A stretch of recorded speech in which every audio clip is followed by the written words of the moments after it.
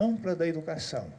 Nós temos que ter as competências necessárias e essas competências entendidas em sentido mais amplo do futuro da sociedade, do futuro do país e da própria espécie humana, em última análise.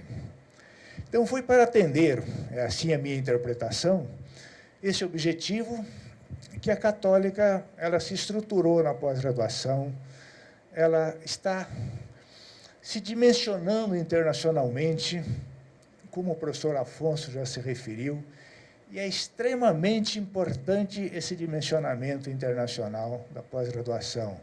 Esses vários convênios, sem dúvida, a Universidade Católica aqui já começa a despontar nessa área, e com vários convênios, como eles foram já mencionados aqui, né? Mas aí há uma característica disso muito importante. O professor Afonso tocou rapidamente no assunto, né? Ele, com a sua sempre tradicional perspicácia, tocou rapidamente. Nessa ideia, na ossatura do projeto pedagógico da pós-graduação da Católica, há uma questão importante, que é a pluralidade de ideias, aparentemente simples, mas nem sempre seguido por todos os programas que existem no Brasil. Isso é importante. Por quê? Porque uma das maiores conquistas nossas, acho que da humanidade, da cultura humana, é a liberdade de pensar, a liberdade de manifestar, a liberdade de discutir livremente os diversos aportes ideológicos, sem problema nenhum. Apenas a busca de maior segurança, a busca de maior profundidade. Então, essa questão do pluralismo de ideia pauta também o projeto da Católica. Os professores convidados do exterior, os convênios, então, possuem essa marca. Isso é uma riqueza. Eu acho que quanto mais espaços abrirmos para as diferentes tendências, e quanto mais, até para usar aqui uma expressão daquele filósofo nosso, Janotti, né? José Arthur Janotti, né? No meu tempo CNPq, de vez em quando ele dizia, né? Mas é sempre bom patrocinar a dissidência. Né? Isso é muito importante. Eu acho que é bom. Eu acho que todos nós temos que nos indignarmos com a situação da educação nacional. Mas nessa indignação também nós temos que assumir a nossa parte e o nosso compromisso.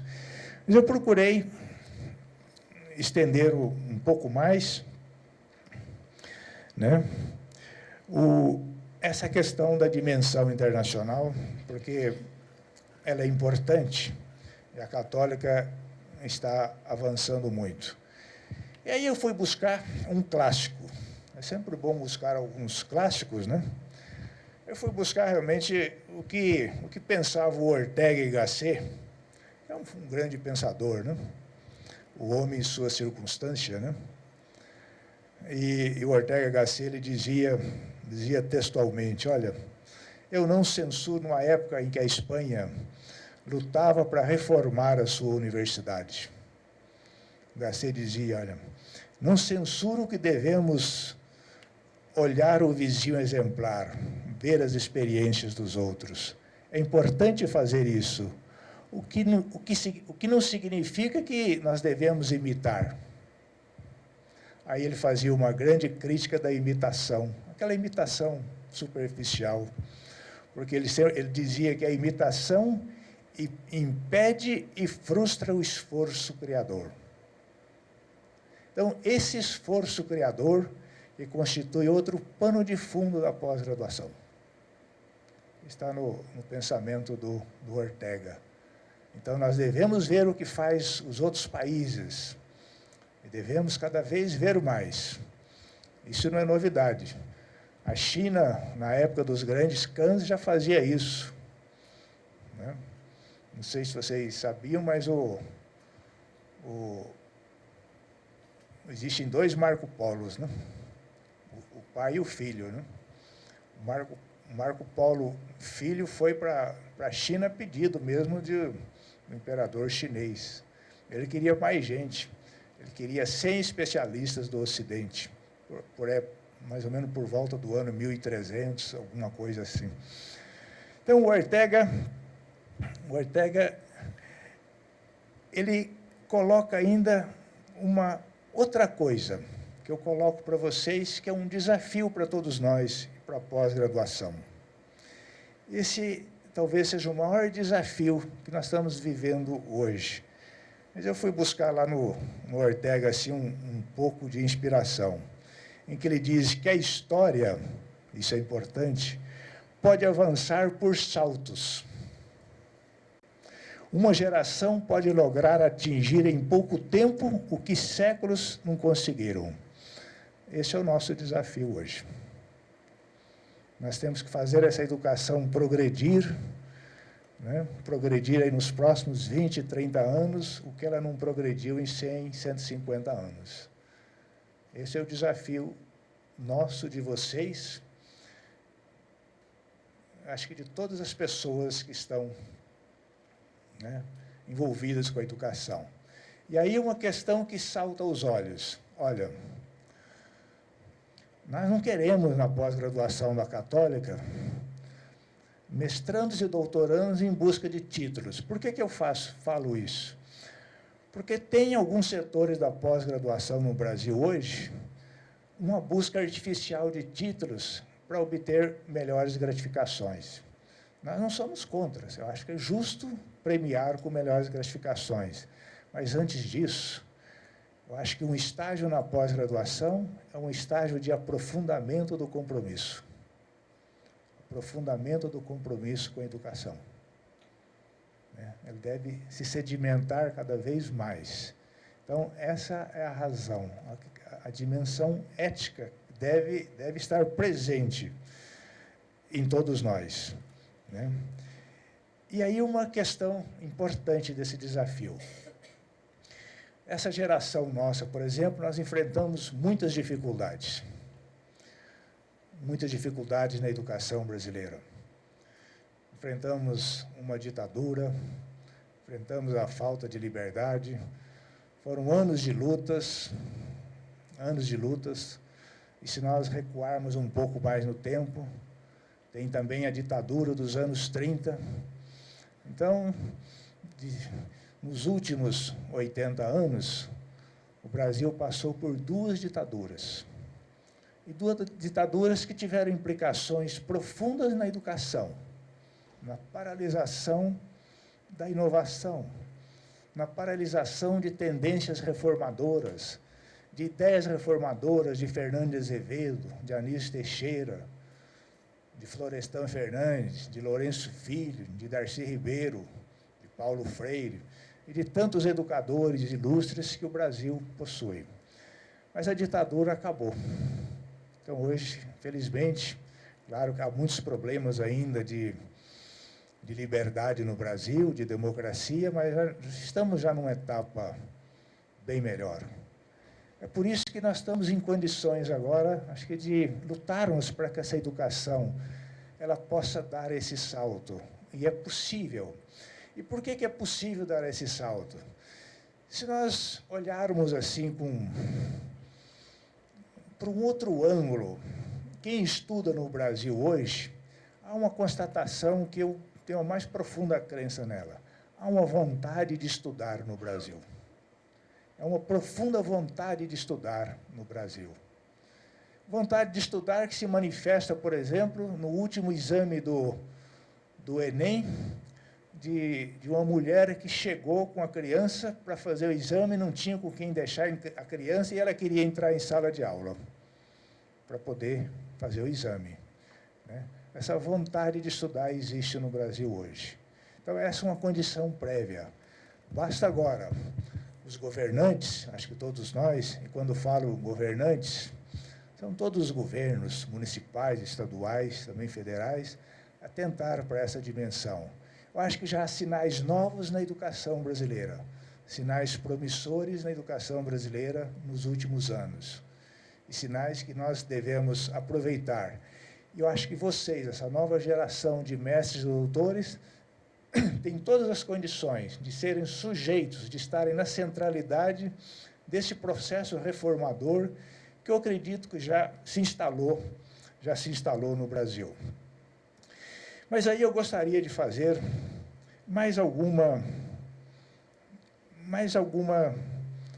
algumas reflexões.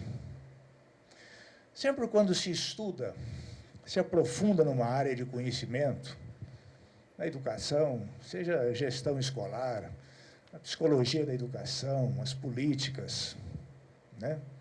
A supervisão, os currículos, né?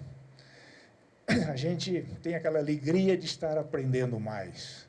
O conhecimento, sempre quando nós dominamos o conhecimento, nós temos aquela convicção que estamos aprendendo mais, isso nos dá uma alegria muito grande. Mas aí é importante a gente pensar o seguinte, que o conhecimento é uma grande cadeia. É muito difícil, inclusive, a originalidade. Não é fácil a originalidade. É uma cadeia. Quando nós percorremos a história da ciência, a história do conhecimento, a história da cultura, nós chegamos a conclusões do seguinte tipo, olha, Galileu ou Copérnico não teriam existido se não tivesse o Demócrito lá na época dos gregos, que foi o primeiro que pensou em átomos. Então, o atomismo de Demócrito acaba influenciando Galileu, Kepler, Newton e assim por diante. Por que eu estou dizendo isso? Porque quando nós aprendemos um conhecimento novo, esse conhecimento, ele faz parte, ele tem uma história na humanidade. Ele foi construído historicamente por várias pessoas, por vários atores. Aí o sentido ético do conhecimento. Por isso que eu não posso usar o conhecimento para fins não éticos. A Unesco, no ano 2000, fez uma grande conferência em Budapeste sobre o sentido ético do conhecimento. Ou seja, esse conhecimento que vocês obtêm, né, com a nossa ajuda, por vocês mesmos, né, pela vossa autonomia, esse conhecimento ele tem que ser usado eticamente. Isso também é muito profundo. Eu não posso usar esse conhecimento para passar ninguém para trás. Eu não posso usar esse conhecimento para beneficiar um determinado setor social em detrimento de outro. Eu não posso usar esse conhecimento a não ser para promover a justiça social. Porque as pessoas que fizeram o conhecimento e que construíram o conhecimento, seja um Sócrates, seja um Locke, seja um Newton, foram pessoas que amaram profundamente a humanidade. E fizeram isso sempre com aquele intuito de poder ajudar, de poder ampliar o espaço da justiça social. Daí a importância desse sentido, o sentido ético do conhecimento. E mais ainda, nós temos numa época, né, uma época assim de um surgimento, por exemplo, da física quântica, ou de pensadores como Edgar Morin, se fala muito numa época de incertezas. E, sem dúvida, é uma época de incerteza, né? E nessa época de incerteza, a gente precisa ter consciência do seguinte dado. Esse também é outra coisa que eu chamo a atenção. Um cidadão americano, inclusive ele dirige na universidade, um centro que ele chama de Ciência das Incertezas, ele fez uma afirmação interessante, que ele chama a lógica do cisne negro, né? Ele chama essa lógica do cisne negro torna o que você não sabe mais relevante do que aquilo que você sabe. Esse é um dado também importante. E quanto mais a gente lê, quanto mais estuda, mais aumenta o número de livros que a gente precisa ler. Esse também é um dado importante. Essa sensação parece que ela é muito clara. O que significa isso? Significa que nós temos que ter uma grande humildade. Essa humildade deve ser outro denominador, assim, de um mestrando, de um futuro mestre, de um doutor. E essa humildade, eu acho que já ultrapassei o meu tempo, né? Essa humildade é diante das incertezas que nós temos, né? Vários acontecimentos reestruturantes do mundo não foram previstos. Para dar apenas um exemplo histórico, nos anos 30, muitos intelectuais e pessoas do Estado, em vários países, né, falaram e declararam que Hitler não seria nenhum problema. Né? E veja que como é difícil a previsão.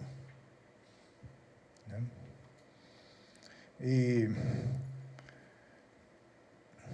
mesmo na Alemanha, para a gente falar um pouco da Alemanha, pedindo sempre licença para o professor Kalimann, né? A chamada República de Weimar, quando ela foi derrubada, houve uma aliança entre comunistas, né? Comunistas e os hitleristas, né? E o nazismo, né? Depois, é claro, o nazismo ocupa o poder. Né? Veja como é que é difícil a previsão. Mas, nesse sentido, então, eu gostaria, então, de encerrar essas reflexões.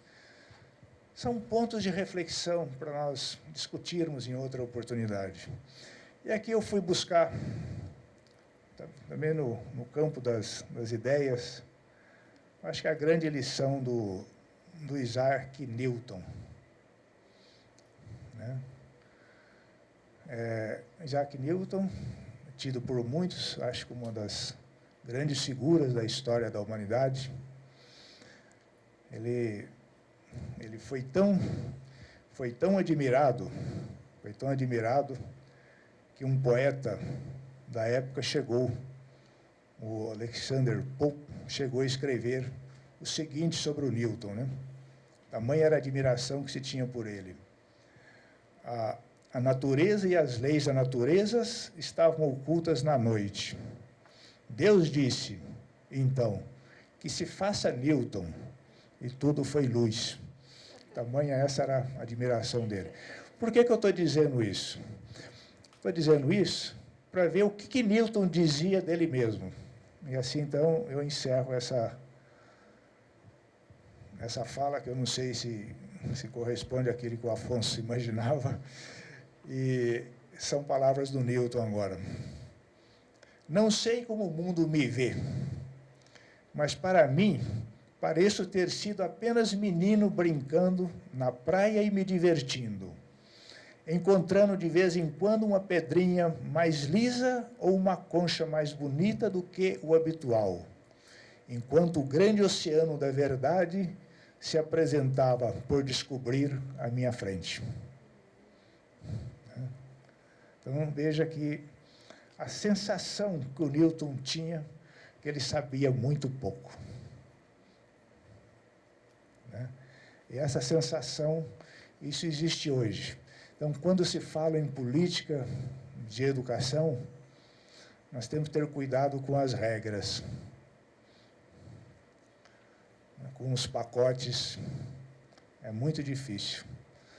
Né? Então, eu acho que por esse caminho, né, nós podemos realmente ter cada vez mais em órgãos públicos uma geração de dirigentes da educação, né, gerentes de diferentes níveis de projetos, gerentes que certamente poderão, então, conduzir a educação nacional.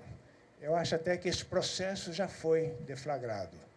Eu sou ainda dos que acham que a, a, a educação ela está saindo da fila de espera, né?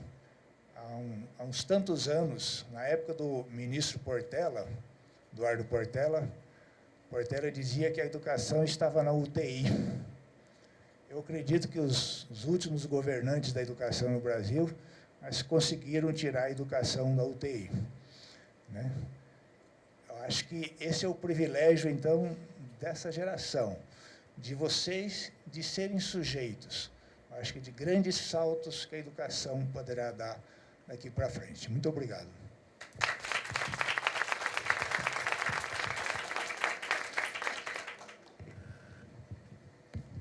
Muito obrigado, professor Célio.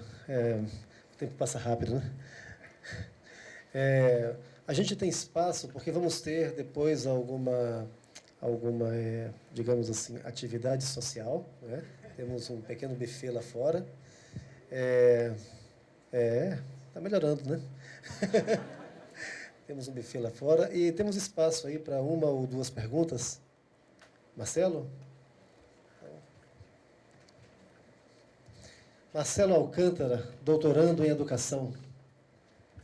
Obrigado, Afonso. Obrigado, professor Célio, pelas colocações e por colocar coisas para a gente refletir e não dar uma palestra colocando verdades, que eu acho que é o papel nosso na instituição de discutir. 3 coisas que o senhor colocou me levaram a pensar. O senhor falou sobre o conhecimento necessário da educação.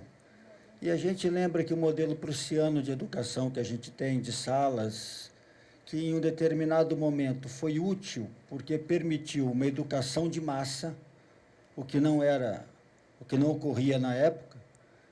A tradição desses modelos pode, em determinado momento, por inércia, a gente não parar para refletir se ele continua sendo útil. Eu me lembro dos meus tempos de UNB, que o papel do professor era transmitir informação, porque o professor tinha o livro privilegiado. O professor Kitajima recebia a Scientific American 4 meses antes de qualquer um no Brasil.